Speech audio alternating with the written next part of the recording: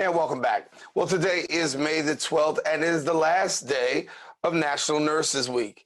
And whether it's a national emergency or routine daily care, nurses' vital contributions impact the health and well-being of our communities. BronxNet is celebrating National Nurses Month throughout the month of May by introducing you to nurses from the Visiting Nurse Service of New York who serve the community in different ways. VNSNY has programs assisting individuals with severe mental health conditions. And here to share a little bit more is nurse practitioner at VNSNY Bronx ACT team, Andrea Abramoff. And Andrea, good to have you here on Open. Thank you. Thank you for having me. So happy Nurses Month, Nurses Week. We're glad to have you and to be able to share a little bit about the work that you do. And I know that you work particularly in the area of mental health. Talk about your work as a nurse in the field of mental health. Sure. I work for the VNSNY Bronx ACT team, and ACT stands for Assertive Community Treatment. What we provide is really true wraparound care for the most severely mentally ill in the community, people with very unstable lives, and we try to provide a measure of stability. We have a team of comprised of a nurse practitioner, psychiatrist, family therapist, social work, substance abuse therapist, vocational therapist. I hope I'm not missing anybody, but we see our patients 6 times a month and make sure that they really connect to the care that'll improve their recovery. Yeah, and talk about caring for your patients. Obviously, all of us have been hampered by the COVID-19 pandemic. What has it been like for you really trying to navigate the season of COVID-19 and being able to provide care for your patients? That's a great question.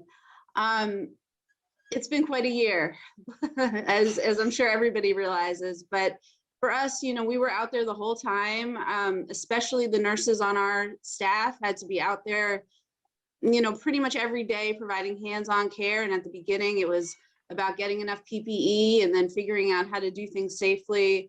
But our patients still needed to get their medications and their injections and see us because a lot of other services weren't running. And, you know, at times like that, the need really went up for what we do. Did you find that things got a little bit harder for you, particularly because of COVID-19? Many people dealing with isolation, people also dealing with depression. And if you're dealing with mental health issues, obviously, these are things that can be further exacerbated, particularly during a pandemic. 100%. Yeah, I think it was in a particularly challenging time for us. We had a period at the beginning of the pandemic where the hospitals weren't really accepting psychiatric patients. So we were dealing with patients that were at a much higher level of acuity in the community as the hospitals were transitioning to COVID treatments. Much of our care went telehealth, like for everybody, and that was a challenge because not all of our clients had access to stable internet and telephones. And so a lot of it was providing phones out to people and teaching them how to use technology to connect with us. We really had to stay flexible. I mean, the ACT team is designed to be flexible, but we've never quite had to be this flexible before in how we provide the care. So we learned a lot for sure.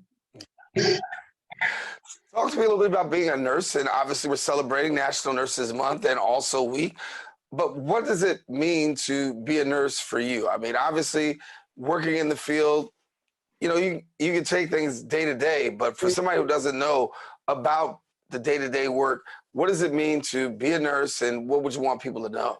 I love being a nurse. I'll just start there. I think it was probably the best decision of my life. I recommend all the young people in my life to go into nursing. But it's because if you care about people and you care about making a difference in people's lives, you go out there and you meet the people that you're caring for, you get to know them, you know their families, and you get to see the difference you make. And for me, that's been the most rewarding. And I would say the pandemic has certainly, I think, made most nurses sort of reflect on, you know, why they do the work they do and what it means. We certainly lost many colleagues in healthcare this year. It's really been devastating. And, you know, I'm just so proud of my nurse colleagues that, you know, choose to get out there every day and continue to provide the care that's needed in the community to make a difference in people's lives.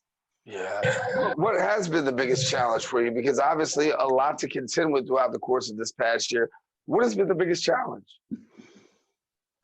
I think the biggest the real challenge is just the transition to not being able to be out there as freely and transporting around the city as carefree as we used to. You know, a lot of things we took for granted about having places to do our work. Like we work in the field, so we work remotely. We have to stop and check computers and write notes and stuff in between visits sometimes. And in the logistics of, you know, there's no Starbucks to drop in. I think we really had to plan our work quite differently than we ever had before, and create a sense of team without seeing each other for a year. You know, we met on Zoom almost daily, but we did, you know, figuring out new ways to be a team when we don't get to see each other has been hard.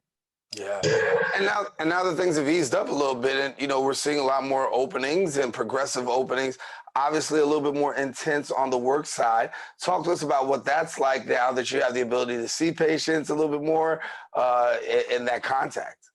Yeah, it's really a breath of fresh air. I mean, I think we're just also happy about being able to get the vaccine. VNS was able to get the vaccine out to a lot of people really quickly, especially the workforce.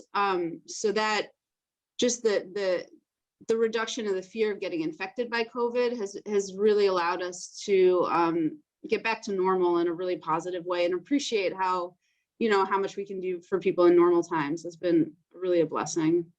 Yeah. How much of that is a conversation piece, the vaccine, and talking about vaccination between your patients and whether or not they want to get the vaccine or are they vaccinated? How much of that is a regular conversation piece of the work that you're doing?